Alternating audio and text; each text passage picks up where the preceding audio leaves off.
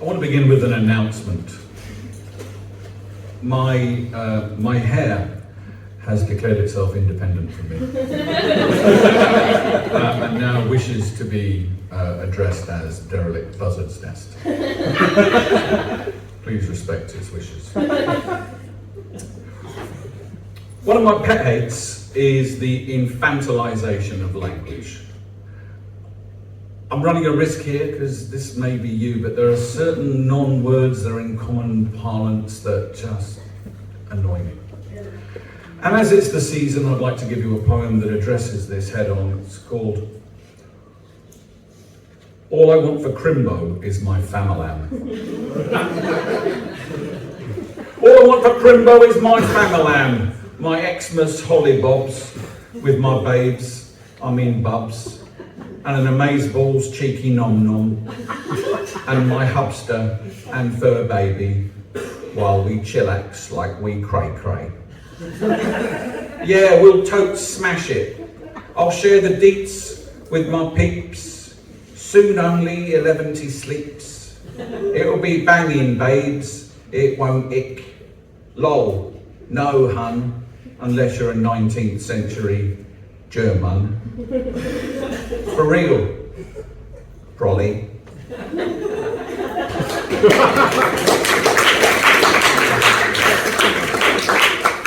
Now, poetry has for thousands of years documented battles, the overthrowing of kings, the end of political eras. But sadly, my epic, I bet Suella Braverman's dad wished he'd had a wank, may never see the light of day. At least until she's reappointed, which, let's face it, she has form for. Instead, I'd like to read a poem. Is anybody here called Karen? The other day I just went down one of those, YouTube rabbit holes, and I just watched videos about Karens. You know what Karen is? It's one of those super entitled twats, basically, who think that the world owes them everything. And accordingly, this is about the Karen experience. A poetry anorak said to me the other day, "Oh, I didn't understand the meter and structure to that. It didn't even rhyme properly." And I said, "Welcome to their head of the Karen." This is called You Will Be Sorry.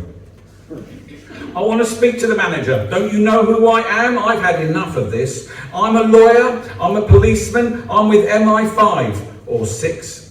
How dare you speak to me this way, that way, anyway, let me get your name. Don't you know who you are dealing with?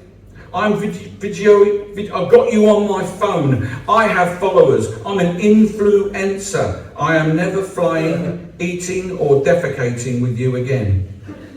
I'm in the SAS, the SBS, the SCS. What do you mean that's a sofa shop? Get me the manager. Do not touch me. Do not think of touching me. Look me in the eyes, my scary wide eyes. I am a platy gold card holder. I know my rights. I've had better nights. These are my civil rights. I have a special condition. Get your boss here now. I'm going to cost you your job. I know people you don't know you know. I'm entitled. I have a complaint and you have ruined my life. Get me the host now.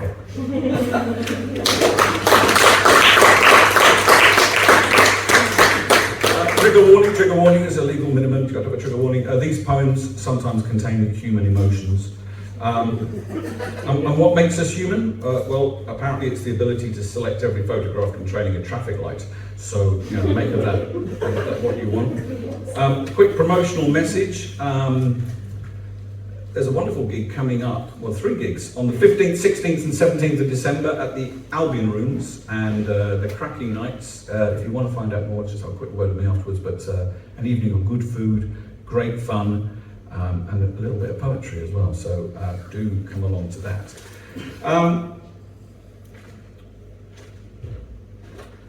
I got to do a gig I was going to do a gig till they cancelled it, and it was a childhood ambition. That's to open for a punk band. Can you imagine what that's like? I mean, that really is take it on.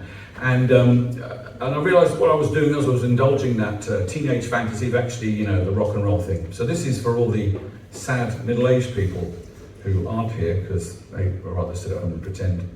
This is called Long Way to the Top. I want to be on your cool band's poster, see my name up in lights. I want to be a rock and roll poser, feel I'm part of the gig tonight. I want to get me a funky lanyard and a shiny fabric barcode, ideally the one with AAA on it. I don't mind, even in Iceland. I want to help myself to your rider, hang around with the cooler kids, drink myself stupid on 8% cider and boast one day to indifferent grandkids.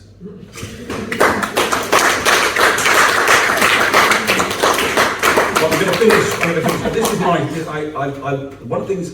You know what? I was trying to work out a definition of HiveMind, and there are two types of people here. There are your friends, and there are people who aren't your friends yet. But there will be if you go and say hello. And it's a lovely, lovely community, and it's a safe space. It's so safe. I'm going to do something that is, really stretching the envelope for me.